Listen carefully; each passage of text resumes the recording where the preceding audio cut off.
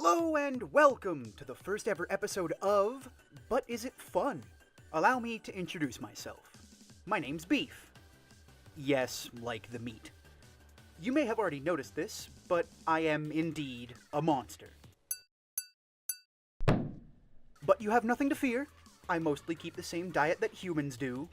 Small land creatures, mixed vegetables, the occasional child, stuff you can order at your local restaurant. Since this is the first episode, you're probably thinking to yourself, what's this show about anyway? Well, in this video series, my goal is to try and point out the positive aspects of video games and what makes them fun and charming, whether it be their story, gameplay, or their visual styles. I feel that they go unnoticed a lot of times in order for comedic effect or a negative spin on things for more views. But as we all know, not everything about games are positive or fun.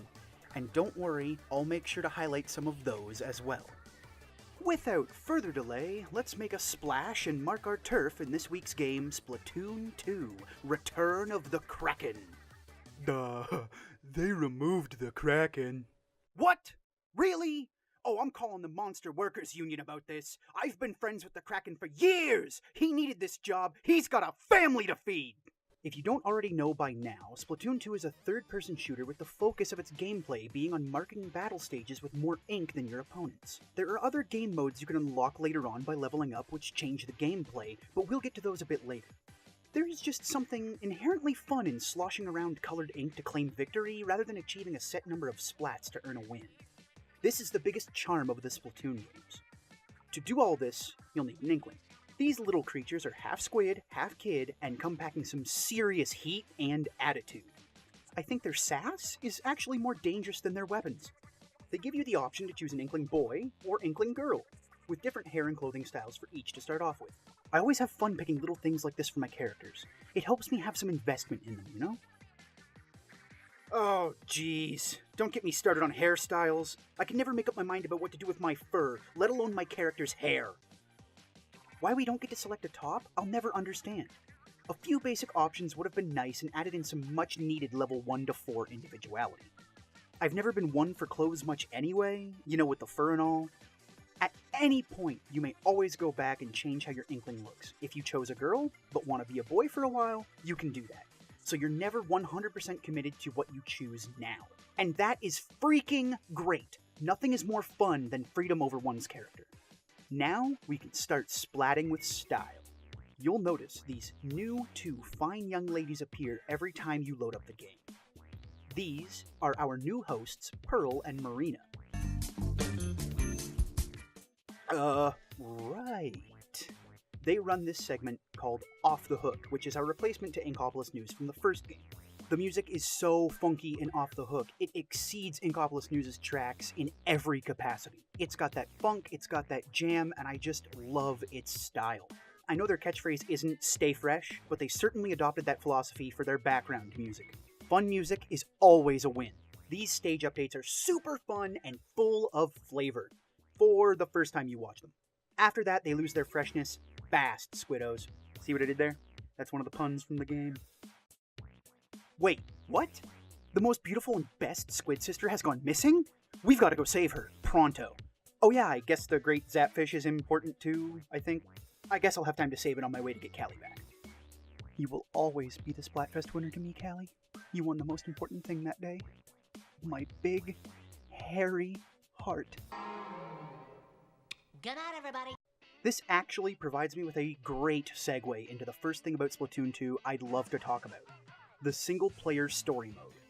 Since this isn't the main focus of Splatoon 2, I'll try to keep this part short, like the single-player mode is. Marie is going to be your mission commander throughout this journey, because Captain Cuttlefish and you from Game 1 are out on missions, presumably saving the world, like we are apparently. This is a pretty cool aspect, since, through you, the player, Marie is searching for her missing cousin Callie. This makes you feel important to the story, when you otherwise wouldn't need to be, because Callie is an agent. This mode features a heck of a lot to do in a short amount of time. You've got upgradable weapons, which you need to farm power eggs inside the levels to get, and one of my personal favorite things to do in games, find the collectibles. Each stage has a hidden sardinium piece and a scroll that you'll need to be on your toes and tentacles to find. Some are easy and in plain sight, while a few will have you second-guessing yourself on where they could be. You'll need to perfect your eyes, squid jumps, and timing to get them all. The Sardinium pieces help upgrade your weapons, and the scrolls help fill you in on what's been happening in the world since Splatoon 1. Did I mention the stamps yet? Each hub area in Octoling Canyon has a traveler's stamp associated with it that you can find by exploring. I love this kind of reward in games. It always brings a great deal of fun to the experience. There's also one extra collectible you can find in stages that I'll mention a little later on while taking a tour of Inkopolis Square. But the biggest, coolest, most fresh addition to Splatoon 2's single player is... Glitter Ink! It's so fabulous and shiny, and I love it! Leave a like for Glitter Ink. Show it some love, people. They'll keep it in the game if you do. Look! Even the sponges are glittery!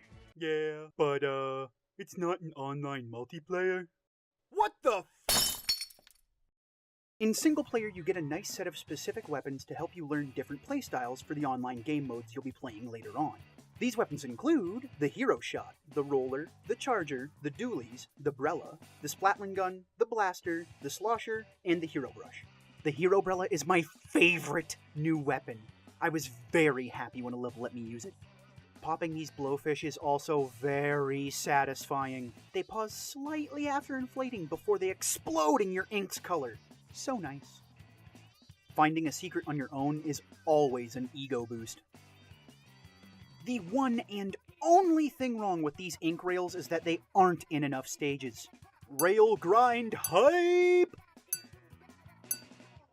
I love how Nintendo excels at creating these colorful worlds, from industrial settings to beaches, even to nightclub-esque settings.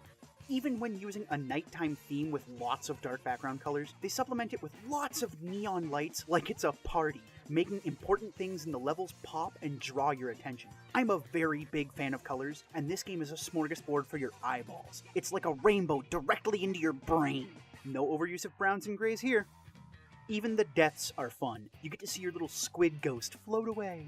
Ghosts are so cute. The bosses in Splatoon 2 are designed well and provide a decent challenge for the weapons you have to use against them. It's a smart way to get players to learn how to use these weapons in tight situations. These bosses do happen to suffer from Nintendo's Rule of 3, meaning all of these big bad bosses go down after 3 rounds of hits to their vulnerable tentacles. Personally, I have no problem with Nintendo's Rule of 3, but sometimes I wish they would branch off from this rule they stick to in so many franchises. I'm looking at you, Mario and Zelda. I love you. Here's a couple of quick fun things I love about each boss, a lightning round if you will. The Octo Oven, delicious and dangerous, can bake multiple loaves of doom at once. The Octo Samurai, he's got a motor-powered unicycle and splat roller. I'm kinda jealous. The Octo Stomps, great return to battle. Now with a sweet and stylish new coat, great for keeping it warm on those cold Canadian winter nights. The Octo Shower. This is one hot shower you do not want to take.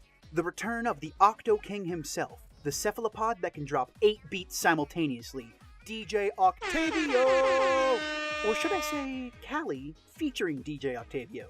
Because let's all be honest, we came here to see Callie in her sweet new costume and to rock out to Bomb Rush Blush. DJ Octavio is the only fight I'd really like to talk about here. In Splatoon 1, DJ Octavio had this amazing boss level with killer music and a tense fight. But in Splatoon 2, he's just a chump. The fight takes place in an arena instead of a massive level like before, and he just seems less powerful overall. Hey DJ, no outside food allowed in the concert hall. We've warned you already, okay pal? Have some respect for the rules. Sheesh! The only thing cool about his boss fight is the ending segment when you get the Rainmaker. Hopping from rail to dodge his incoming fist attacks is incredibly fun and makes you feel like a bona fide badass. The cherry on top of this bland sundae is the finishing move, where you jump from the rails and slam down on DJ Octavio. Now that you've been introduced to the world of Splatoon 2, it's time to get familiar with the place you'll be spending most of your time. Inkopolis Square. There are 6 main shops you want to keep your eyes on. Sheldon runs Ammo Nights, where you'll be picking up all of your weapons to splat other Inklings in multiplayer. Sheldon's a good guy, but he likes to talk. Use that skip button or prepare for an earful every time you visit. Flo has the know about anything that goes on your dome. She'll sell you all different kinds of manner of headgear. She's a cutie to boot and has a little pet crawfish named Craymond. Gelfonso is the charming and dapper young lad who runs the shirt shop. Shop A? Shop E? Bonus fun points for bow ties. Bisk is the— Oh god, another sea monster! How many legs does he need? Sorry? Things with that many legs make me a little jumpy. Bisk runs the shoe shop, where you can freshen up your kicks before running through the enemy ink. Krusty Sean is the old shoe shop vendor from the first game. He's back with a new money-making venture, the extremely rare and astoundingly helpful food and drink tickets. Earlier I mentioned one other type of collectible found in single-player stages, and here they are. These tickets allow you to gain a better chance at a piece of gear rolling a specific stat to help you optimize your loadout for online play.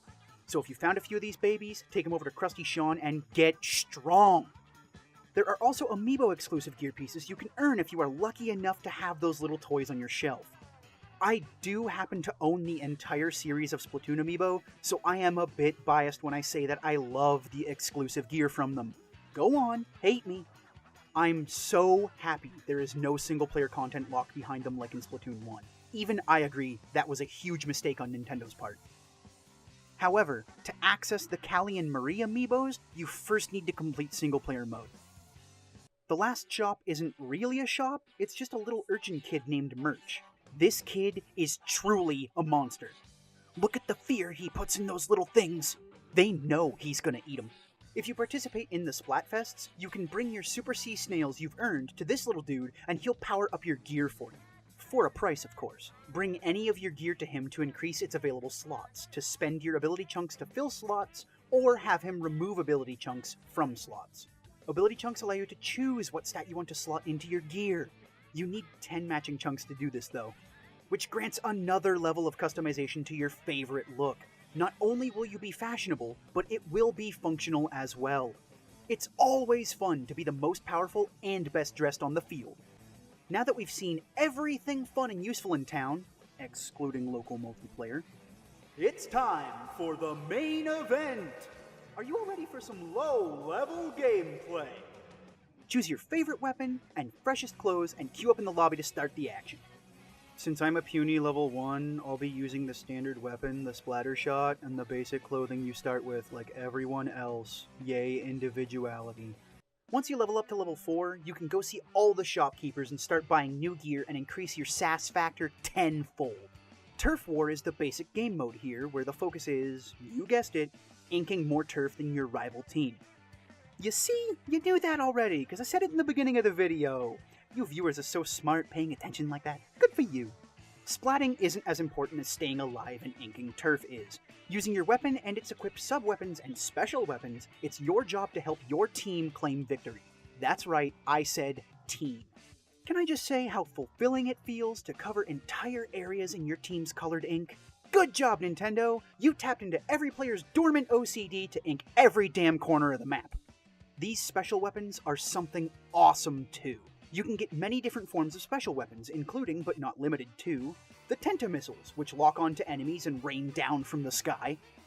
The Splashdown, jump up and bring your fist down for a huge splash of ink. The Drizzler, which causes an ink cloud to rain down over an area, making it hard for enemies to move through. And the Bomb Rush, which gives you a limited amount of time to throw as many bombs as you can. The curling bomb variation of this is kinda dumb. There is no other feeling in this game quite like winning by 2% or less. It gets you so hyped up for another match. Splatting foes not only does have a small benefit of creating a small ink explosion of your color where they died, but it's a very satisfying visual. The majority of your time in Splatoon 2 will probably be playing Turf War, which is completely fine because the mode is fun. However, the big downside to this is that you only get 2 maps per 2-hour intervals. Before we get into ranked play with the level 10 plus modes, I'd like to talk a bit about a new and exciting game mode to Splatoon 2. Salmon Run mode. Salmon Run is by far my favorite game mode in Splatoon 2. The cooperative horde mode has a good balance of both challenge and fun. Salmon Run is simple on paper. Splat salmonoids to get power eggs, and boss salmonoids to get precious, tasty-looking golden eggs. These big gold babies are your win condition. Don't get enough to meet your quota for the wave? You may be getting demoted, Squiddo. You do all of this for a bear statue named Grizz. His statue has a fish in his mouth, so I can only assume we're acting as his glorified meal delivery service. I wish I had a troop of sassy children to deliver my meals. I always get harassed when trying to go in and order a burger at a restaurant. People are always screaming, "Ah, please don't eat me!" Just flip my burger, damn it, or I will eat you. I'm hungry. Back on topic. Salmon Run mode captured my heart with its player versus AI mode. I love a good PvP game, don't get me wrong, but sometimes cooperative PvE just hits the spot, you know? With 4 players coming together to try and defeat 3 waves of 9 possible bosses, special events, and map-changing events, it mixes it up and keeps it feeling fresh each time. Like those sweet, delicious golden eggs. What?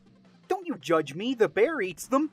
Very little in this game is more fun than the squid jump celebration when your team pulls off a close win. To see everyone bouncing around and shouting, "Booyah!" That's what games are all about, man. Now we'll get back to the ranked PvP modes. In Tower Control, the objective is to gain control of the tower in the middle of the map and push it to your opponent's side of the map. It can be inked on all sides and its top. While an inkling is on the tower, it follows a track and stops at checkpoints to lower your team's point meter before progressing. If the tower is left uncontrolled for a second or two, it will start moving backwards towards the center point. You don't want this. This mode can get pretty hectic with 8 inklings all trying to splat their opponents while on top of a tiny tower. But that's the fun aspect of this mode. In Turf War, your team can be widely spread out, with the most action you can see in a match being a 2v1 or 2v2 fight. In Tower Control, it's almost always a 4 or more player skirmish for the tower. It's fast, it's hectic, and it keeps everyone going after the same objective. Rainmaker mode brings an almost capture the flag style of game to ranked play. It reminds me more of touchdown mode from S4 League than capture the flag because the Rainmaker starts out in neutral territory and must be carried to your opponent's goal to score points. Oh lord, who remembers or even played S4 League? These references are getting too obscure. Much like other ranked modes, the fun aspect of Rainmaker is the anxious scramble for control over a single item or area. Since there is a clear objective that every inkling wants to get to be cool, it concentrates most of the fighting and gameplay around a small area.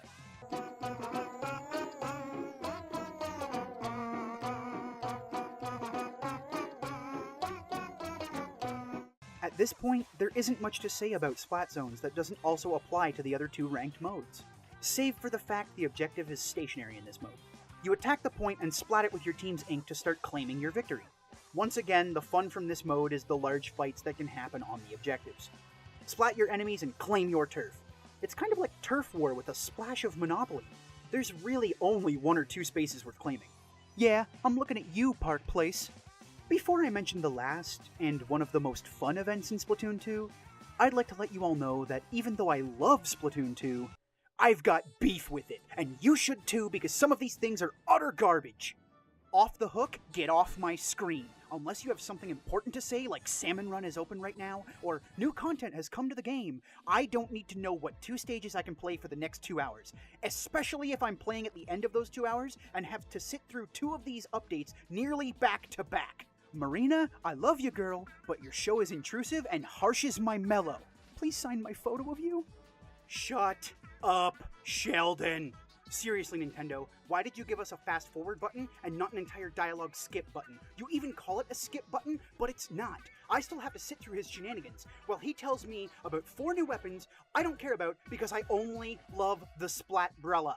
I've heard of the reasons why this game mode may have its schedule, and I disagree with a lot of opinions that are for it. It seems like the majority of the times I wish to log in and play, it's not open. Most of these times are on weekends too. Why the hell would you shut down a new and amazing game mode on a weekend when that's when most people have free time? It's stupid. Why the hell do I have to be level 4 to start buying weapons and clothes? That's dumb. You're dumb, Sheldon. Shut up. No glitter ink in online modes. Uninkable surfaces can eat my fur clippings. So many times I think something can be inked, but it can't. It's misleading, man. The rotating weapons in Salmon Run are stupid. I wish you could just select whichever gun you felt best with, or they gave you the option to choose one of the available 4 without restricting it to one type of gun per player. I wouldn't care if people wanted to do a 4-charger run for fun. Just stop giving me the damn charger on Wave 3. I'm bad. Also, why the hell do I have to clear single player before I can use my Callie and Marie amiibos? Your story reason for it is stupid? Give me my gear I will literally never use. Why did you make the voice chat so terrible and needlessly complex? I don't mind not having voice chat, but I do mind when you don't even try to make a decent one and pass it off like it's good enough. Seriously, Nintendo, step up your game or join Off the Hook and get off my screen. Alright, that's enough negativity. What do you say we end this episode with a grand positive celebration, huh? That's right, Squids. It's time to mention Splatfests. Splatfests are events that are held in Splatoon 2 that pit one side against another, dividing fan bases, family, and friends. The current Splatfest that just happened was the Power of Flight versus the Power of Invisibility. During Splatfests, you align yourself with your favorite of the 2 options and go into the lobby to queue up for Turf War. This will search for 3 other Inklings who chose your Splatfest team, and 4 who chose the opposite. You'll then fight it out over which side is better. If you win matches during these events, your team earns Splatfest points. Once the Splatfest is over, the points for battle and popularity are counted up and a winner is chosen. There are 3 points a team can earn. The popularity contest for 1 point, the solo queue win percentage for 1 point, and the team queue win percentage for that last remaining point. Whichever team manages to come out on top for at least 2 out of those 3 points is declared the Splatfest winner and gets bragging rights and earns extra fabulous Super Sea Snails to use at Merch's bench. My Splatfest team never wins! Please, Nintendo, stop pairing me with equally bad players! I need them to carry me to victory! With that being said, everyone, that pretty much covers all of what I wanted to say about Nintendo's Splatoon 2 for the Nintendo Switch. I'm sure you're now wondering what my score for this game is out of 10, right? Well, I don't do that here on But Is It Fun? This is a 5-point scale that has varying degrees of fun for each factor, because I believe scores out of 10 are counterintuitive to helping the consumer choose a good product. Most websites and stores don't use the out of 10 system properly, which makes those scores broken. My 5 factors of fun are: no fun. This is the avoid at all costs tier. So bad it's fun. Play it if it's free or you're with friends and need a good laugh. Potentially fun. Consider this if it's on sale and your kind of game. Fun for sure. Do not pass it up if it's on sale. I recommend these games. The final and most prestigious factor of fun I can give is Funtastic, a game I highly recommend you buy as soon as possible. Now that you're caught up on my scoring system, I will say, without a doubt in my mind, Splatoon 2 earns a solid Funtastic rating. If you don't already own this title, but own a Nintendo Switch, I can't recommend it enough, especially with the free DLC coming out, the Splatfests, and new Salmon Run mode. I do not see you being disappointed if you like what you've seen here today. I will always say that these scores are my personal opinion, and you may not enjoy the games that I do. Or you may enjoy them more than I do. But I do feel that it's only right that I recommend games that I feel are worth it and could potentially have some fun for you guys. And here I'd like to ask you, the viewer, my question of the day. Should glitter ink be used in all of Splatoon 2's game modes? I mean, I believe it should. I love it. Salmon Run with glitter? Bring it on, Nintendo! If you agree or disagree, let me know what you think in the comments. Please do not forget to subscribe. If you wish to see more videos like this one, I've got my next few videos coming up pretty soon, and I'd hate for you to miss them if you like this video. I cannot wait for next time. See ya!